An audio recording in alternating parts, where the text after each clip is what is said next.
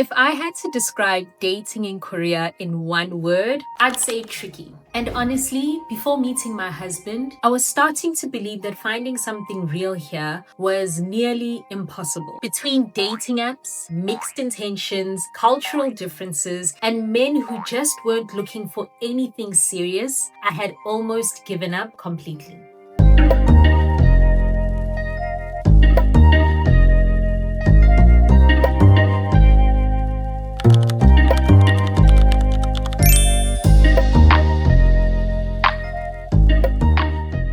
Hello, good people. Welcome back to my channel. My name is Sila, but you can call me Shirley. As you know, I was an ESL teacher living and working in South Korea, and now I'm simply a girl living in South Korea. My experience of dating in South Korea was pretty short-lived because I met my husband within my first year of living here. But in that short time, I noticed some cultural norms when it comes to dating here in South Korea, especially the differences between Korean and foreign men. Now, obviously, this isn't all Korean or foreign men. I'm simply sharing some patterns that I noticed and some experiences I had along with those of my friends and those I read and listened to over the internet. So let's get into it. How Korean versus foreign men approach women. Most people resort to dating apps here in Korea,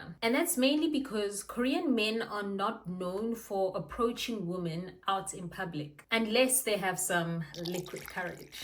I first noticed this when my friends and I first went to a local bar we heard about in our city. We had finally gotten over the broke from moving abroad phase. So we decided to go out. It was our first Halloween night here. We had heard that here or at this bar, you would find a mixture of both Korean and foreign men, which was perfect for us because we were open to both. We sat at the bar between two separate groups of Korean men. At first, we simply acknowledged one another and continued conversing with our respective groups of friends. Eventually, they started to make conversation, but kept apologizing for their English, saying it was bad. But after a few drinks, confidence unlocked.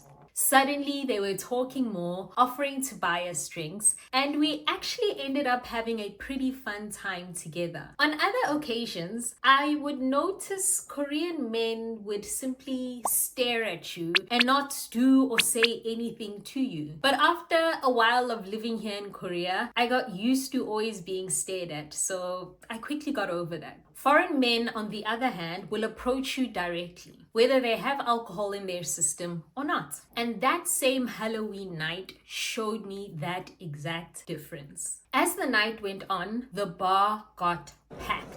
Suddenly, there was an influx of foreign men, mostly military. And before we knew it, we were surrounded by a group of Americans we didn't know. At that point, the Korean guys we were chilling with faded into the background, assuming that we were now with these American men. And honestly, that moment showed me the difference between Korean and foreign men. Foreign men tend to be much more forward, while Korean men tend to take a much more cautious and slower approach. Now, how Korean versus foreign men approach dating. When it comes to actual dating styles, this is where things get interesting. Disclaimer again, I never personally dated Korean men before meeting my husband. So what I'm going to share with you now mostly comes from experiences I learned from my friends as well as discussions online. One thing I kept hearing about Korean dating culture was love bombing and ghosting. Apparently, if a Korean man is interested in you, he will come on very strong at first. Very attentive, very available, very affectionate. Almost too good to be true. But according to some stories I heard, once they got whatever they came for, some would suddenly become cold or disappear completely. And I also heard that ghosting in Korea isn't viewed as harshly as it is in some Western countries because avoiding confrontation is prioritized over rejecting someone directly. Now, personally, I never experienced this romantically myself. But I did notice this avoidance of confrontation within Korean work culture. For example, while teaching ESL, my co-workers rarely gave direct feedback face to face. Even small issues often became formal meetings or long written notes later on. Foreign men, on the other hand, felt much easier for me to read. Usually, they were either interested or not interested at all. And most of the time, I could tell pretty quickly whether they wanted something serious or something just for the time being. For example, before meeting my husband, I met another American guy on the same night in question. We talked briefly before leaving, exchanged Instagram handles, and continued chatting after that. But honestly, I already knew that it wasn't gonna go anywhere. He never directly said it, but I could easily tell. And that brings me to my husband. So, how I met my husband. We actually met on Hinge, which some people consider the serious relationship dating app compared to other apps like Tinder and Bumble. By the time I joined Hinge, I had honestly given up on finding anything serious. Most foreign men I met here in Korea were only temporarily living here, either as ESL teachers or stationed here through the military. So I started adopting the mindset of, okay, maybe everybody's just here for a good time and not a long time. So I stopped putting pressure on things. I started talking to a few people casually, and on one particular day, somebody responded to one of my prompts. And from there, the conversation just smoothly flowed. We messaged back and forth for a few days, and I learned that he was military, red flag, but he lived in the same city, green flag. And trust me, living in the same city is pretty important here in Korea because as much as transportation is efficient and really accessible, it helps when you live within proximity to one another because everybody has so many choices, and if it's taking long to see someone often, then people quickly move on to the next available person. The weekend before we met for our first date, I went on a trip to Jeju Island with my friends over the Chuseok holiday. And that trip started off as an absolute disaster. If you want to see that vlog, I'll link it later on in the video because the chaos. Throughout the entire trip, he kept checking in on me to find out how we were getting along. And I kept updating him on every new issue my friends and I were dealing with. And honestly, it felt good having someone consistently check in on me like that. I think that was the first time I started to genuinely feel cared for. By the time I got back from Jeju, he was waiting on me to confirm our first date for that evening. Now, mind you, I had barely slept that entire weekend. I got home exhausted, opened my suitcase, grabbed what I needed to take a shower, and left everything else scattered around my apartment floor. Remember that detail because it becomes important later on in the story. So I took my shower, took a nice nap, and then got up later to get ready for our date. We met at a restaurant overlooking this huge lake in our city. I wore a cute khaki skirt, a cute off-the-shoulder white crop top, some pumps, and carried my handbag. As I walked into the restaurant, I saw the only foreigner sitting in the waiting area. As I approached him, he noticed me and stood up, and I was shook.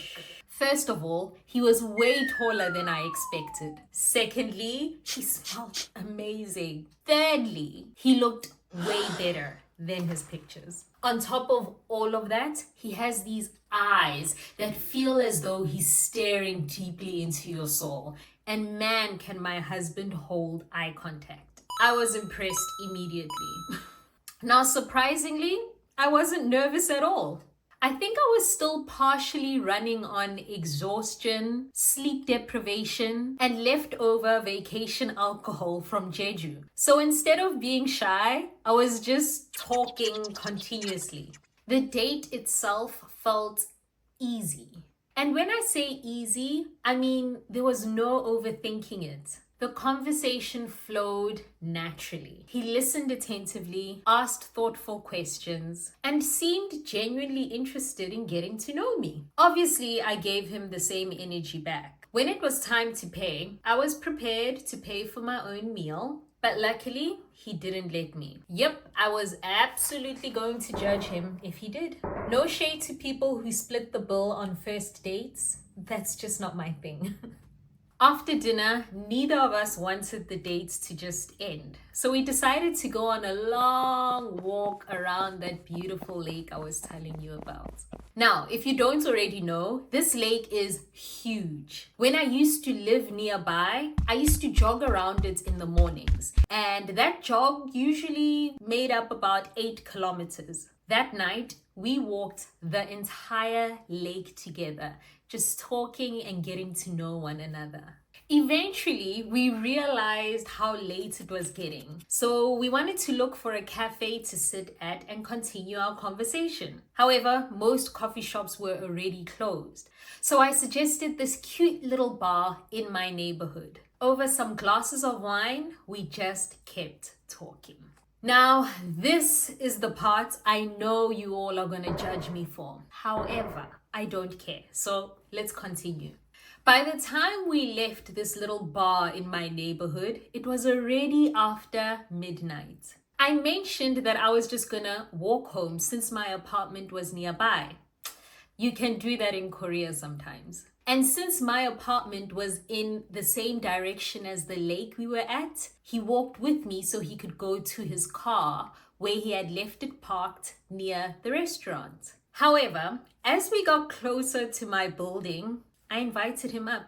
Yes, I know. That could have gone very badly. But honestly, he also accepted an invitation up to a stranger's apartment. So technically, we were both being irresponsible. As we got upstairs, I suddenly remembered the state I left my apartment in. So once we got to my floor, I asked him to wait outside for a few minutes as I tried to run in to pack up everything I had left scattered around my apartment floor. A few moments later, I let him in. We sat on my tiny couch watching YouTube and continued our conversation. At some point, he discovered that I have my own YouTube channel and wanted to watch my videos. But I refused because watching my videos with someone sitting right there with me makes me cringe.